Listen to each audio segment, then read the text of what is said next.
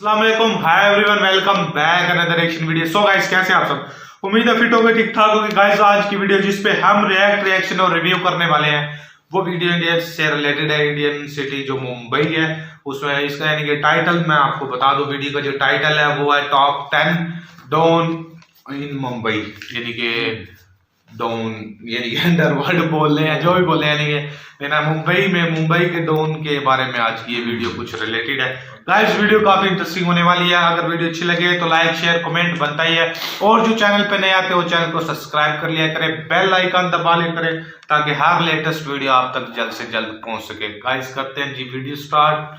1 2 3 start.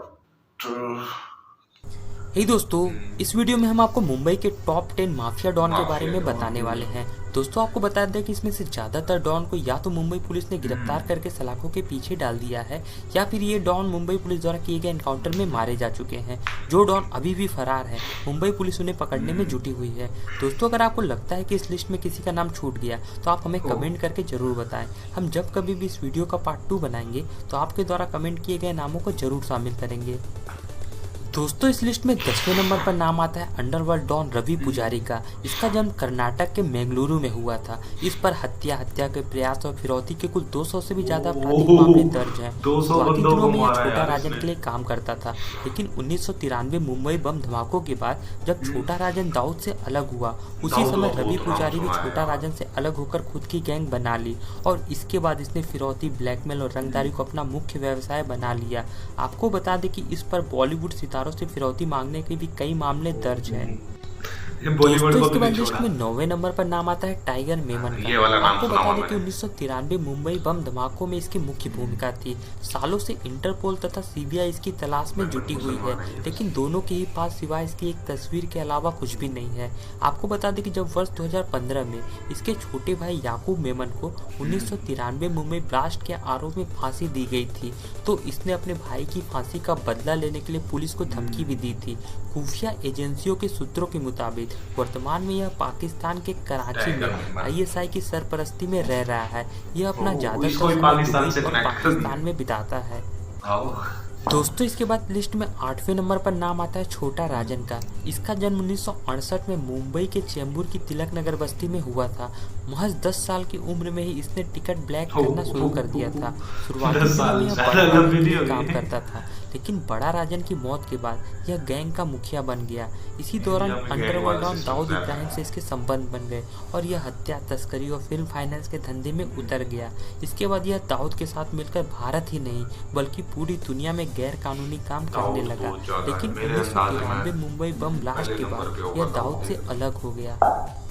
दोस्तों, इस list में 7वें नंबर पर नाम आता है वरदराजन मुदालियर का। इसका जन्म 1926 में मद्रास प्रेसिडेंसी थूथुकुडी में हुआ था।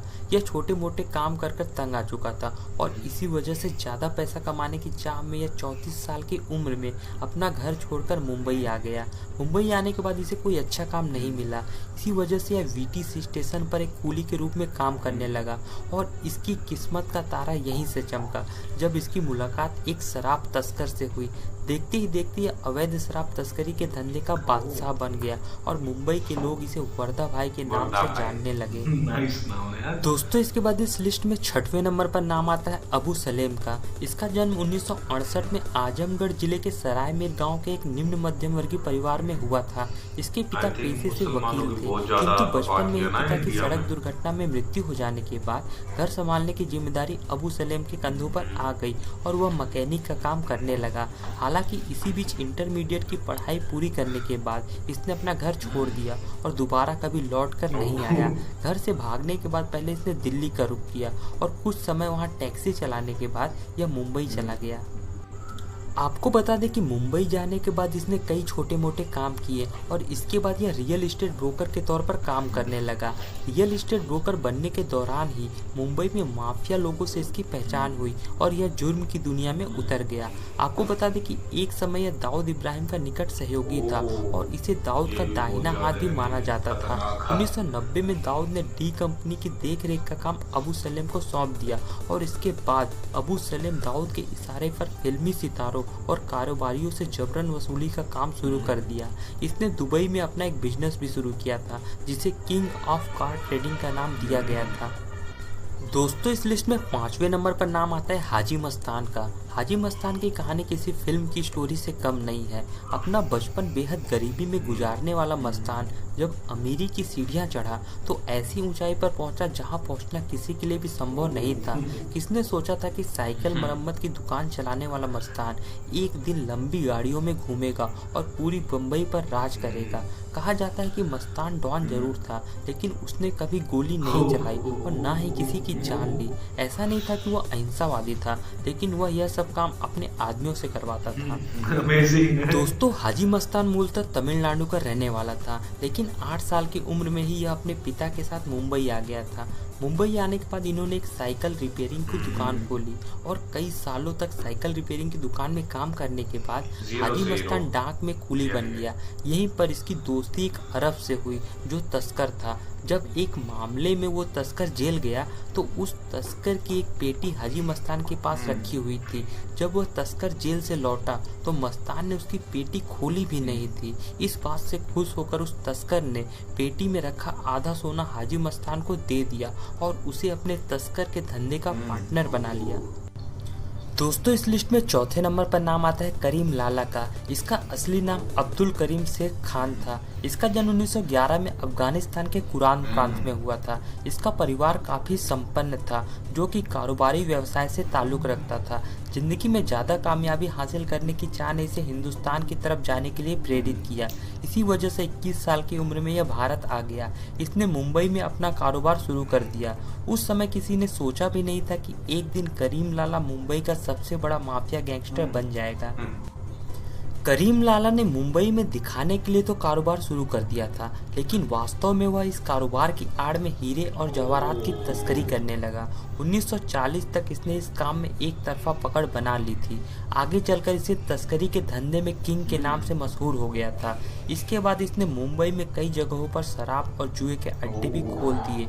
इसका काम और नाम दोनों ही बढ़ता जा रहा था। उन दिनों मुंबई में हाजी मस्तान और वरदराजन भी काफ़ी सक्रिय थे। तीनों ही किसी से कम नहीं थे, इसलिए तीनों ने मिलकर काम और इलाके बांट लिए थे। हाजी मस्तान करीम लाला को असली डॉन के नाम से बॉलीवुड के बिल्कुल का। दोस्तों इस लिस्ट में 3रे नंबर पर नाम आता है अरुण गौली का। इसका जन्म महाराष्ट्र के अहमदनगर के कोपर गाँव में हुआ था। वर्ष 1970 में अरुण गौली ने जुर्म की दुनिया में कदम रखा और रमा नायक और बाबू रेसिम की गैंग बायकुल्ला कंपनी में शामिल हो गया। वर्ष 1988 में पुलिस ने रमा नायक को एक एनकाउंटर में मार गिराया। इस एनकाउंटर के बाद अरुण गौली ने बायकुल्ला कंपनी की कमान अपने हाथों में ले ली। गौली का मानना था कि जिस एनकाउंटर में रमा नायक की मौत हुई थी उस एनकाउंटर की योजना दाऊद इब्राहिम ने बनाई थी। इस वजह से गौली गैंग और दाऊद गैंग के बीच गैंगवार शुरू हो गई। वर्ष 1988 से 1990 के बीच दाऊद की डी कंपनी गैंग और गौली गैंग के बीच भीषण गैंगवार की शुरुआत हो गई। उस समय गौली गैंग काफ़ी खतरनाक थी, जिसकी वजह से डी कंपनी के बहुत से गैंगस्टर जैसे शरद शेट्टी, छोटा राजन और छोटा शकील डर की वजह से मुंबई छोड़कर भाग गए थे।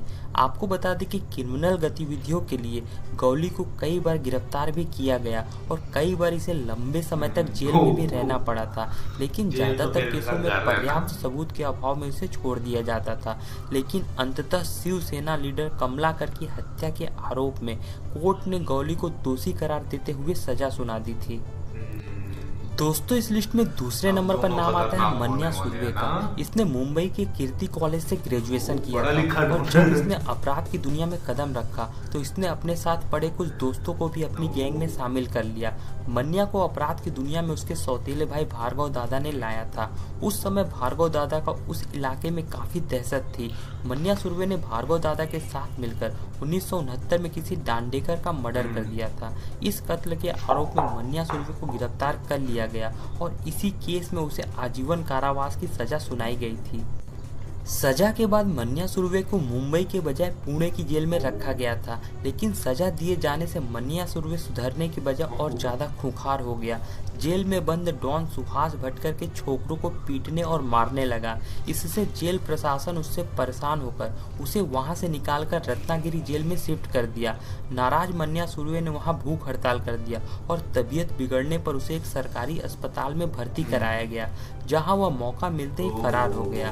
वहां से फरार होने के बाद बॉलीवुड का पुलिस सीन है मुंबई बिल्कुल आ ऐसा गया है ना। और नए सिरे से गैंग का निर्माण किया और सैकड़ों वारदातों को अंजाम दिया। दोस्तों इस लिस्ट में पहले नंबर पर नाम आता है मुंबई बम ब्लास्ट के मास्टरमाइंड दाऊद देखा इब्राहिम मैंने, का। इसका जन्म ये बहुत 1955 ज्यादा में यानी कि महाराष्ट्र के सुना हुआ है। रत्नागिरी में हुआ था। इसका रियल नेम शेख दाऊद इब्राहिम कसकर है। इसके पिता मुंबई में हवलदार थे। स्कूल के दिनों में बुरी संगति में पड़कर इसने चोरी, डकैती और तस्करी करना शुरू कर दिया, जिससे परेशान होकर इसके घर वालों ने इसकी शादी करा दी। लेकिन यह फिर भी नहीं सुधरा और जुल्म की दुनिया में आगे बढ़ता चला गया। उन दिनों मुंबई में underworld don Karim Lala gang का राज हुआ करता था। दाऊद भी इस गैंग में शामिल हो गया और कई वारदातों को अंजाम दिया। आपको बता दें कि 80 के दशक में चोरी और तस्करी करने वाला दाऊद जुर्म की दुनिया का बड़ा नाम बन गया था और इसी के साथ वह फिल्म, फाइनेंस और सट्टेबाजी का काम भी करने लगा था। इसी दौरान इसकी मुलाकात छोटा राजन से हुई और दोनों मिलकर भारत ही नहीं बल्कि भारत के बाहर भी अपने धंधों को फैला दिया। मुंबई और दुबई के बीच इनके गुनाहों की तूती बोलने लगी। इसी दौरान 1993 मुंबई ब्लास्ट के बाद दाऊद और छोटा राजन अलग हो गए। दोनों ने भारत छोड़ दिया। भारत छोड़ने के बाद दाऊद पाकिस्तान में रहकर वहीं से भारत के खिलाफ साजिश रचना शुरू कर दिया। भारतीय खुफिया एजेंसियां लगातार दाऊद को पकड़ने में जुटी हुई हैं। अभी तक दाऊद नहीं मिला ना। दोस्तों तो ये थे मुंबई के टॉप 10 डॉन। गाइस कैसी लगी ये वीडियो ना, बहुत ज्यादा यार, इतना डेंजरस। अगर यानी कि ये तो सिर्फ मुंबई का है, पूरे इंडिया में कितना होगा ना, यानी कि यहाँ पे गुंडागर्दी ज्यादा है ना, डॉन बनी ज्यादा। पाकिस्तान में तो लाइक बनी हुई है 1-2 डॉक्यूमेंट्री, इतनी ज्यादा नहीं है, लेकिन इंडिया में तो एक से बढ़कर एक, और मुंबई में खास तौर पर ना ज्यादातर मैंने इस वीडियो से ये लगाया। इस वीडियो के अंदर ज्यादा यानी कि जो इन्होंने जो डॉन 10 दिखाए हैं, इसके अंदर मुस्लिम 5-6 तो दिखा दिए, ऐसा ही ना। और मुंबई में मेरे अंदाज में आई थिंक ज्यादा मुस्लिम रहते हैं। और उसके अलावा वीडियो इंफॉर्मेटिव थे ना बहुत ज्यादा, यानी कि इतना यार, इतना डेंजरस है मुंबई में। और यानी कि जो लाइक जैसे बॉलीवुड में दिखाया जाता है मुंबई दिल्ली का, ये तो बिल्कुल वैसे ही सीन लग रहा था ना, बिल्कुल वैसे ही। गाइस आप बताइएगा वीडियो कैसी लगी। अगर आपने प्यार दिया, मोहब्बत दी इस वीडियो पे, तो फिर एक और वीडियो बनाएंगे इस पे, यानी कि जो ओवरऑल इंडिया में होगी, पूरे टॉप इंडिया के जो यानी कि 10 डॉन होंगे ना, उस टॉपिक पे हम वीडियो बनाएंगे। गाइस अपना रखिएगा बहुत सारा ख्याल। मिलेंगे इंशाल्लाह एक फ्रेश वीडियो में। जब तक के लिए वसीम अहमदी और आबिद अहमदी को दीजिए इजाजत। अल्लाह।